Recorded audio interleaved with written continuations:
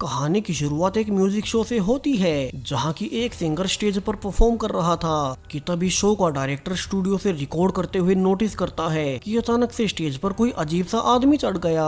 वो बिल्कुल भी नॉर्मल नहीं लग रहा था और जब तक डायरेक्टर अपनी सिक्योरिटी को ऑर्डर दे पाता कि वे उस आदमी को स्टेज से नीचे उतारे तब तक तो वो आदमी पीछे से आकर उस सिंगर को ही काटने लगता है। ये सब कुछ लाइव टीवी पर चल रहा था और यहीं से उस वायरस की शुरुआत हुई जिसके संपर्क में आने वाले लोग ज़ॉम्बी बनने लगे। अब यहाँ से हमें एक छोटे से गांव की फैमिली दिखाई जाती है जिसमें लीरा अपने 2 बच्चों के साथ रहती थी। दरअसल वो एक सिंगल मदर है मगर अपने हस्बैंड के गुजर जाने के बाद अकेले ही अपने बच्चों की देखभाल करती है। अब उसके लिए तो आज भी एक नॉर्मल सा दिन था लेकिन उसे पता नहीं था कि आज के बाद से दुनिया पूरी तरह से बदल जाएगी। वो जब सुबह उठकर हमेशा की तरह कॉफी बना ही रही थी कि उसे कुछ दूरी पर धुआं उठता हुआ नजर आता है। शुरू में लीरा ने उस पर ध्यान नहीं दिया लेकिन उसकी नेबर भी कहती है कि पता नहीं क्यों मगर आज सुबह से ना कोई फोन काम कर रहा है और ना ही इंटरनेट। वहीं आसपास से अजीब सी आवाजें भी आ रही हैं। सो उन्हें पता करना होगा कि ये सब हो क्या रहा है। दोनों बातें कर ही रहे थे कि अब उस नेबर को पीछे से कोई नीचे खींच लेता है।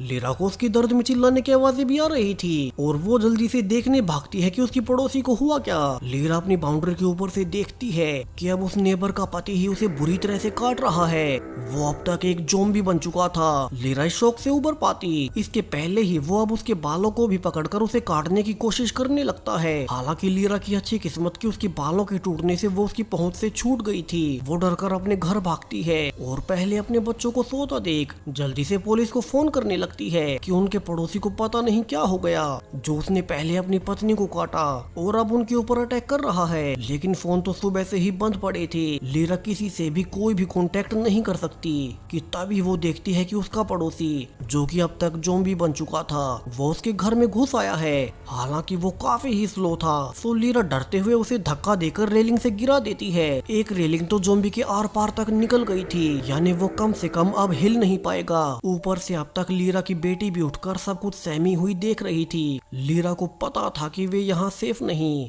वैसे भी इस छोटे से गाँव में उन्हें कौन ही बचाएगा।